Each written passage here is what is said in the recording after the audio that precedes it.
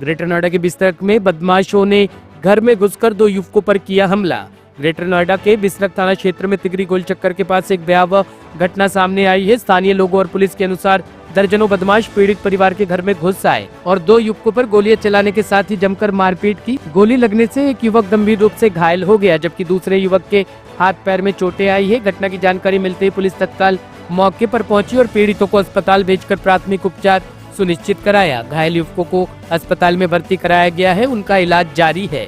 घटना के दौरान बदमाशों ने घर में काफी उत्पात मचाया और वारदात को अंजाम देने के बाद आसानी से फरार हो गए। स्थानीय पुलिस ने मामले की गंभीरता को देखते हुए जांच शुरू कर दी है। पुलिस अब सभी सुराग जुटाकर आरोपियों की पहचान और गिरफ्तारी के लिए छापेमारी कर रही है। टॉप स्टोरी ब्यूरो के लिए नोएडा से अमर सैनी की रिपोर्ट।